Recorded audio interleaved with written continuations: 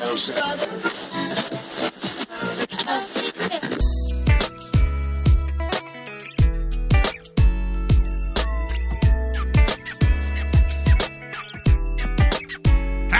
welcome to the Pre-Accident Podcast. I am your host, Todd Conklin. How are you today? I hope good. I'm good. Everything's grand.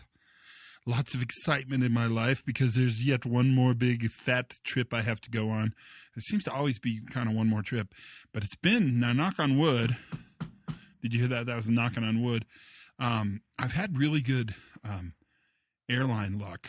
I did have to tell the drunk guy not to go to the bathroom before we take off, but I told you that one already, and that one ended up successfully.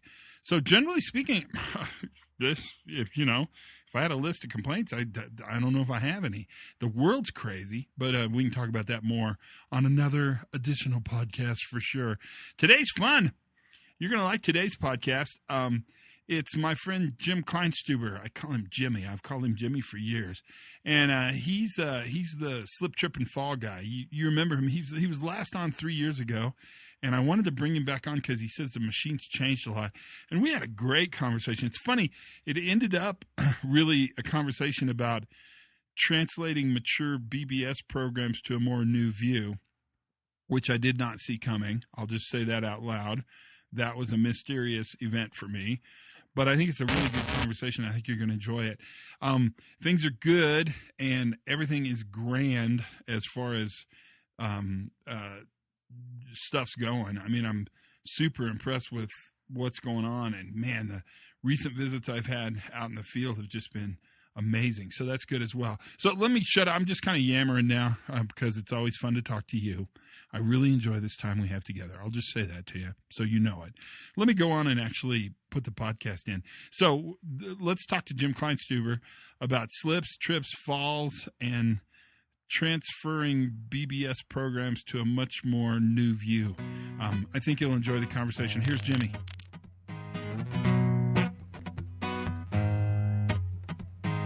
All right, Jimmy. Tell me what you know, baby. Tell me what's going on. So it's been a while since we talked, and it has been. Do you remember when we did the last podcast? A long time ago. Like how? Like 3 years or something? Maybe.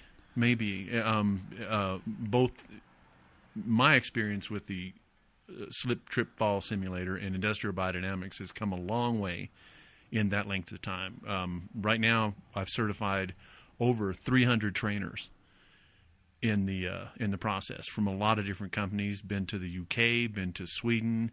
There's a lot of interest in it. One, because it works, but yeah, it's been a long time, and so the product, not just the training, but the product has really changed a lot since the days that we first started with them. Well, so let's start at the beginning. What actually, for those people who don't know what you do, what actually is this slip, trip, fall simulator? Well, it was a device created by Dr. Thurman Lockhart when he was working at Virginia Polytech Institute in Blacksburg, Virginia. And UPS had contacted him and said we were seeing a lot of slip, trips, and falls on our East Coast division. And you've seen UPS drivers. They're barcoding something in. They run to the drop point. They barcode it delivered. They run back. They've got X amount of time. And their East Coast division was seeing slip, trips, and falls at a high rate. And so they talked to Dr. Lockhart, and they came up with a slip, trip, fall simulator.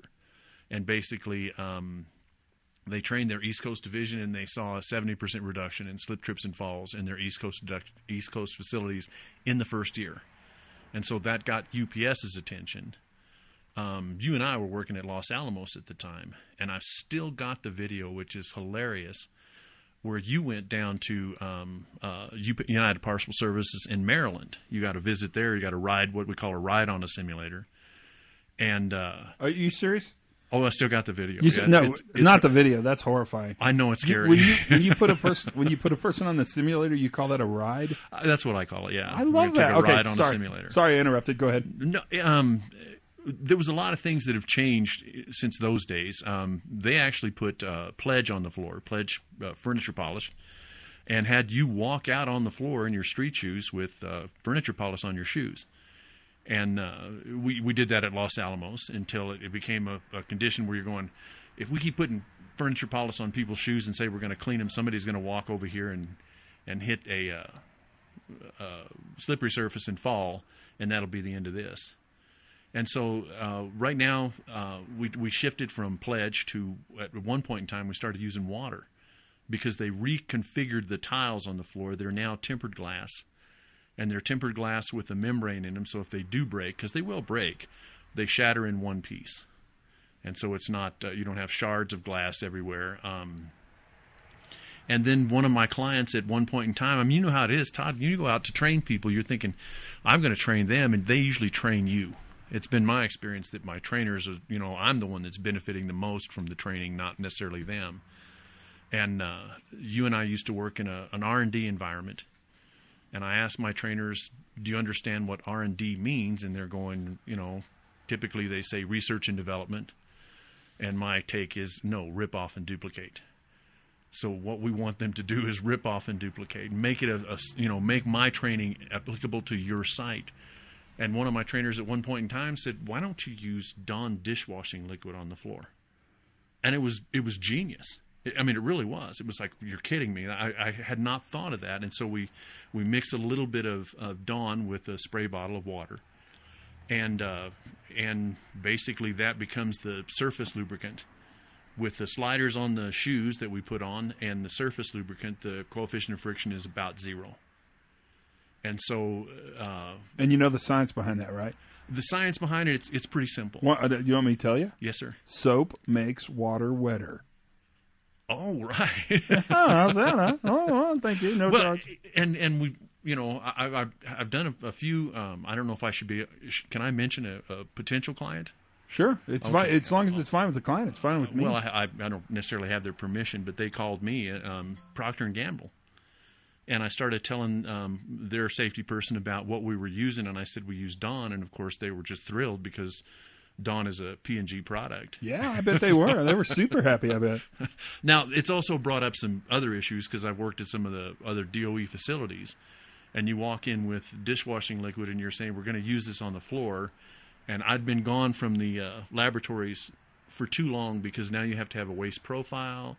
You have to go into what are we using it for? Is it the right tool for the job? Do we have an MSDS? And so, those are some of the things that when you work at laboratory facilities, you have to consider. So does this simulator work? Yes, it does. How does it work? I'm going to give you the theory behind it, okay? Okay, I'm ready. So what we're going to do is we're going to put somebody on it. We're going to kind of not necessarily mess with their mind, but their internal motivation and their what they think is going to happen doesn't happen, and they have a slip. We set them up to fail. It's pretty much. I like to feed in as much human performance as I can with the trainers because basically we're using layered defenses. All the inspection, all the safety stuff that we go through before somebody even takes the simulator has to be done so that if they have a failure, when they have a failure, the consequences of the failure is you fall into a harness and that's it. So the layered defenses make the consequences of the failure, you fall into a harness. So really you're failing safely. I mean, exactly. That's what you're talking about. Exactly. So they fall safely, at least on the simulator. Exactly. And we do 2 tests. With the harness, there's 2 tests. There's one test where you sit down in the harness, and that puts it up in the groin area where you want it. And then and you choke it up a little bit on the lanyard. This is a family show, so be careful. Don't say the word groin. And then the second test is to make sure that they're okay, and then we send them out on the surface. And of course, they have a reaction. Their feet are slipping. They've got no internal model for how to handle this kind of condition. I found that skaters and skiers do better, but they're usually prepared for those kind of conditions. What we're training people on is that surprise that, oh, I've got water on the floor, or I've got a surface here that's slippery that I'm not prepared for. And so what we do is we train him. And the theory behind it, now this is pretty much Dr. Thurman Lockhart talking. Oh, by the way, Thurman is now at Arizona State University. And he's dealing with the Muhammad Ali Parkinson's Disease Center out there. Because apparently Parkinson's patients have different issues with texture, with coloration. And so he's working on a medical version of the simulator because I think he's got the industrial model down. That's actually really impressive. That's cool. We industrial biodynamics, and we kind of refer to him as the mad scientist. But I think his real motivation is helping people, and I think he's done a good job with that.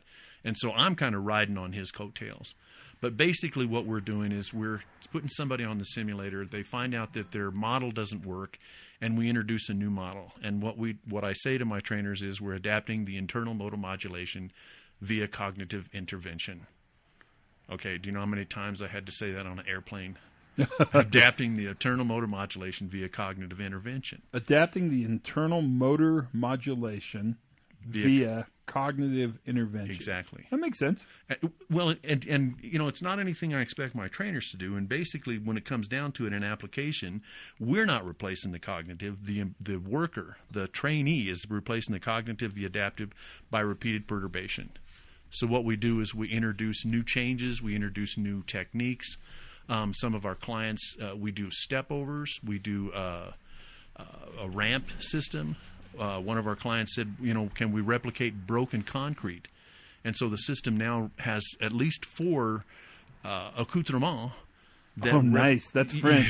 Yes, that replicate broken concrete, broken ramps, stepping over things. And basically when we go into a training, we try and reinforce the fact that if you can avoid the hazard, that's the best. Avoidance is the best. And so we go into that. We also look at, you know, if we're going to have to step over something, say a curb or up on a curb, how we address it.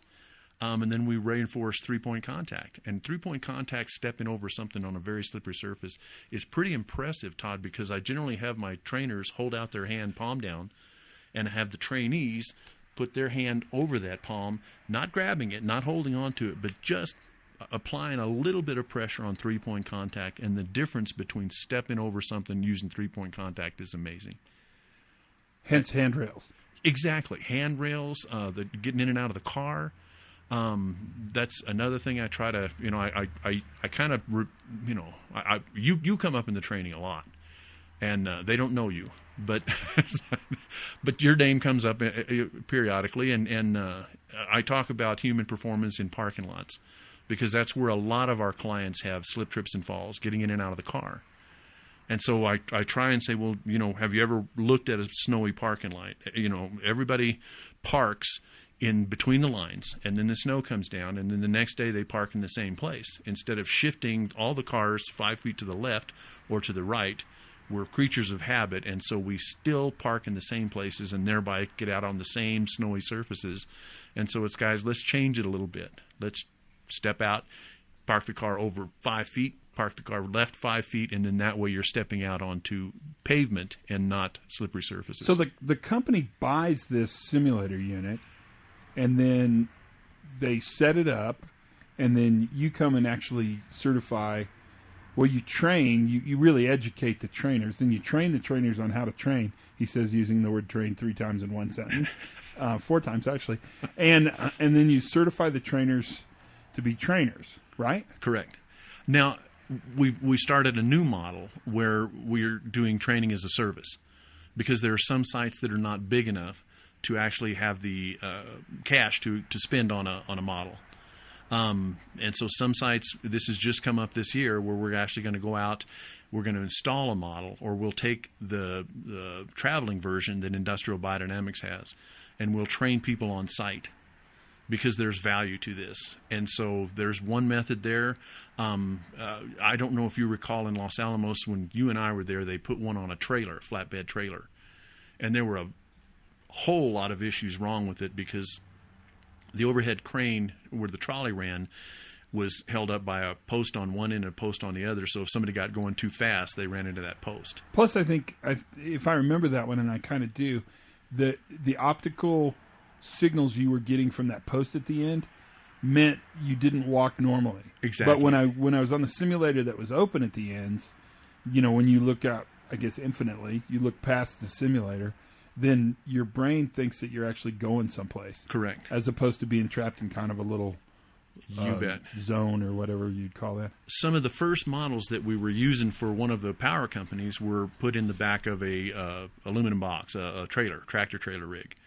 And so they had they were successful, and you know the science behind the safety still works.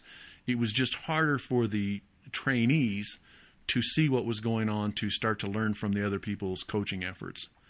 And so Industrial Biodynamics has come up with 2 versions of a mobile unit that actually have the side fold up or the side fold down. And then that way the trainers and the trainees can see what's going on from a side view. And then those have been pretty successful. I was really impressed with how they have put together a really quality system with the trailers.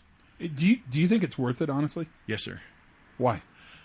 Because slip, trips, and falls are usually one of the top 3 accident and injury statistics, whether you're looking at an R&D facility, whether you're looking at manufacturing, whether it's just a trucking. We've done work with FedEx, that kind of thing. And so what we're seeing is a reduction in those. And if you look at the price of a simulator and the cost of a simple days away restricted time, in most cases, if you save 2, your simulator's paid for. Yeah, that's a good way to think of it, too. Because it really is, it's an investment really in creating recovery. So you're buying a simulator that actually gives you resilience. It gives you ability to recover, yeah? Yes, and Todd, I also tell the trainers, I said, look at this, because they've started putting logos under the glass for each one of the clients, under the glass tiles. And it's a clear evidence that the company is serious about worker safety. Now, that doesn't always go over real well, because somebody might have a pet project and say, why are we spending money on this? But I have had clients who have had somebody that slipped and had a hip surgery replacement, and that got into the $250,000 immediately.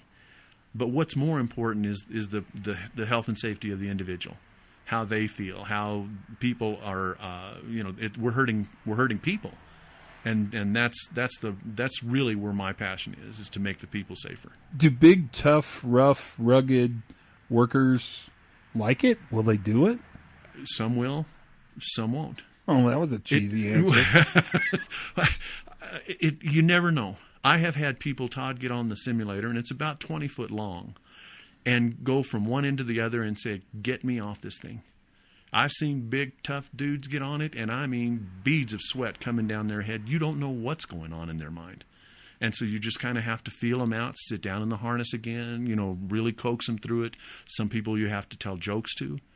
I don't know if you recall that Walgreens has a red nose thing that goes on every May. Yeah, I like that. I always buy those. I buy a lot of them. They're funny. And almost inevitably, if I'm doing a training, there's going to be one person that you can just look at their body language, and for whatever reasons, they are scared to death. And so generally, if they're good sports, I'll get them aside and say, would you just go ahead and walk on this with the red nose? And it takes their mind off of what they're not doing correctly, whether people are laughing at them. I mean, it's a very interactive training. And yeah, sometimes there are people that are laughing, with the person, but it's like, okay, put this red nose on. And it's amazing to see the difference in, okay, now they're thinking they're laughing at the nose, and they get the technique a lot faster. That's amazing. And you've seen the system, the simulator really change, and even since we spoke last, in the last 3 years. It never ceases to amaze me, Todd. I've got the best job in the world. I really think I do, because every time I see it, I'm fascinated with how somebody, maybe 2 to 3 minutes before, is slipping and sliding all over this simulator. The conditions haven't changed one iota. What's changed is how they address the conditions when these exist. And now they're motoring up and down, and you can, and I generally do that, put some more Dawn on the floor, watch and see what happens. Well, nothing happens. They're navigating these conditions. And these are the kind of things that are important to me. Recently had a good friend, whose parent fell, hit a head, and passed away. And you're going, this is why safety in a slip, trip, fall environment is so important to me. It's a complex failure. I mean, it's every square inch of the facility and every person and every context-rich reason why they walk. Yep. So it's a lot of stuff to manage. That's super interesting. And you're busy, yeah? Yeah. Yeah. One of the things I found, though, it kind of cracks me up is you're going, okay, where are the environments that slip, trips, and falls, are available or And a lot of it is, and without getting into too much detail, the men's room at airports. Because you have the hand washing devices here and the towels over there. I'm super interested in what detail you're not getting into. Well, I've not gone to the women's restroom. Does it involve foot tapping or anything? No, it's okay, just good. because you wash your hands here and there, the towels over there, and you've got this trail of water running back and forth, and you're going, we're setting people up to fail. We're depending on their infallibility to, it's like, oh, that'll protect you, and it's like, no, you're setting people up to fail. And so in our condition, we're setting people up to fail. Then we train them with a new technique when the conditions dictate. I did have a trainer ask me about a month ago, so you're telling me that 1 or 2 passes on this is going to be enough to change the behavior when the conditions dictate? And the answer is yes. And the analogy I like to use is you only had to learn to ride a bicycle one time. You fell a few times, you didn't get it right, but you don't have to learn to ride the bicycle again and again and again. That behavior, that adaptation of the internal modulation via cognitive intervention happens when the conditions dictate. Wow. I mean, that's a great analogy, and it's available. I mean, people can have this. They can do it, and it makes a huge difference. I really believe you're right, and a lot of our clients are finding that same thing out because we get a lot of repeat clients. So you really deal with really worker behavior then. I mean, adapting their behavior through internal motor modulation. Yes, if I remember this all correctly. But also it's called, okay, my whole goal is to navigate and mitigate.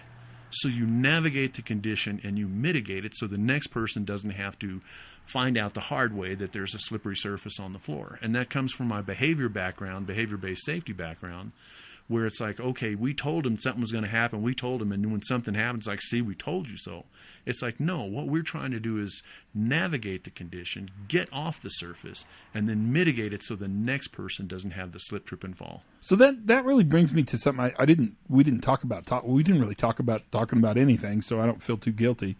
But you have this ability to really help make a behavioral focused program much more system focused.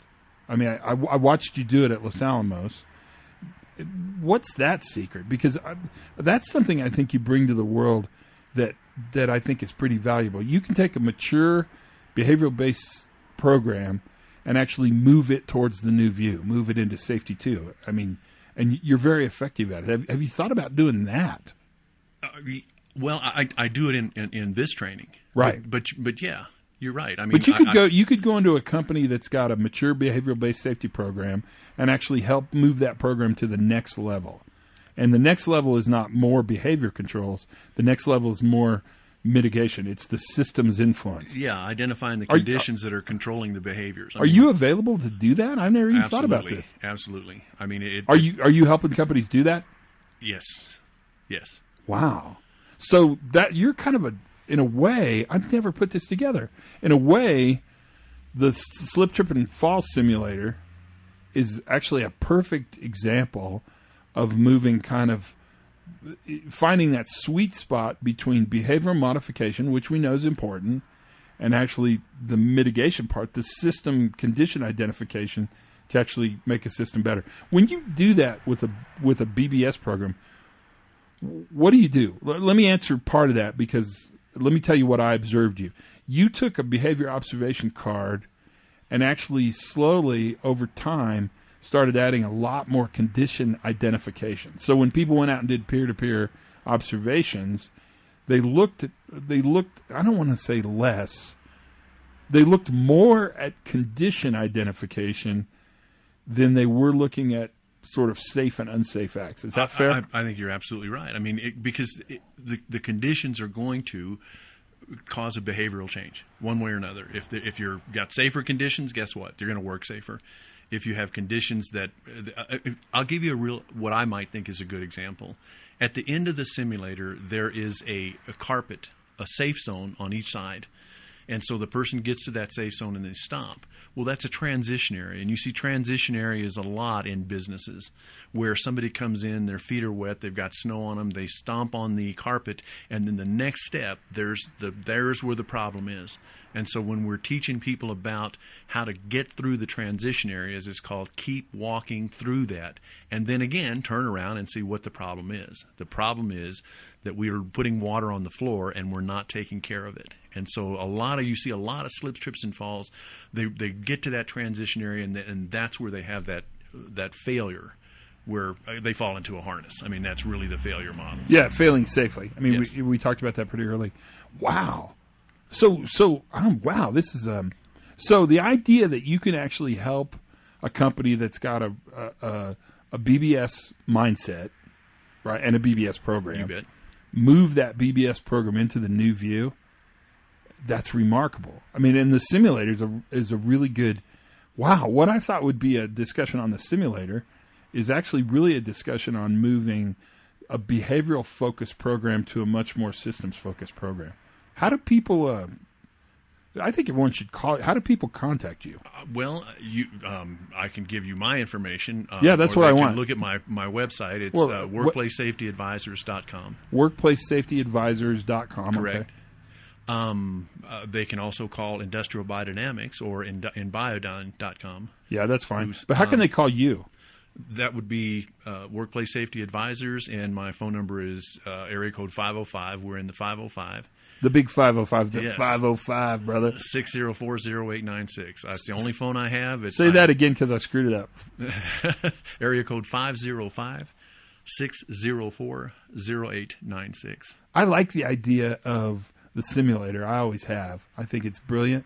But I think what I like more is the idea of helping companies, like a mid-sized construction, or whatever, a company, move from sort of a behavioral soul focus to more of a systems focus, a coupling of behavior and systems. It's kind of that movement to the new view. Todd, one of our sites has actually used the simulator to do a hazard, or not a hazard analysis, do an accident injury analysis. So they could try to recreate on the simulator what the conditions were that the person failed on and had a negative consequence. I've had a couple opportunities to go back to sites that I've trained and seen where they're going with them. And one of them is a public service company in New Mexico. And it was pretty fascinating because their simulator is in a closed room, one door entrance and exit. And when I went back to train a second set of trainers, one of their first trainers said, here's where we're going. And so these people are doing power outages. When they have a power outage, they go into a breaker house and the lights are out. So when they put the people on the simulator, they turn the lights out. They Really? They put them a little flashlight on their head because this is what's going on in their world. And they say, okay, now can you navigate these conditions in real time, in real? And then they said, have you ever heard a breaker in a powerhouse, in a breaker go off? And I said, no. And they said, well, it's like two 2x4s slapped together. So while this person's in there, they've got the light on, the light's out, and then they slap the two 2x4s together to replicate real life conditions of how this is going to happen. And you're going, you guys are you've taken it to another level. Do they make them wear adult diapers? Because I would think there'd be other outcomes in that as well. I didn't ask. Thanks for your time, Jim. Because actually, this was great. It was great catching up on the simulator, and I'm glad to know it's changing. It's great to also sort of tap into the way you're thinking about moving organizations to the new space. Anything we're missing? Anything we should have talked about? No, other than the fact that I appreciate your input and I could probably sell your video to a lot of your clients, but I won't. Yeah. Unless they pay really dearly. But I'll give you first crack at that. But I'm dressed, right? I have clothes Yes. on. Okay, well, that's all that matters. All right, Jim, thank you. Thank you, Todd. Cheers. Back at you. So what do you think? I love him. He's a great guy. He's awfully good at what he does. He's probably from the behavioral-based safety to kind of the new view transition guy. He really saved our program. I mean, he rejuvenated. He always kept it alive. Him and his coworker, his colleague Rose, move that program from old school, behavior fix the worker, to new school, identify conditions, identify struggles, identify goal conflicts, and then go out and work on those. It's remarkable. And he's also kind of a whiz-bang hot shot on the the slip, trip, and fall simulator. He does it all, man. He does it all. That is the podcast for today. Thank you for being a part of it. Thanks for listening. Tell your friends.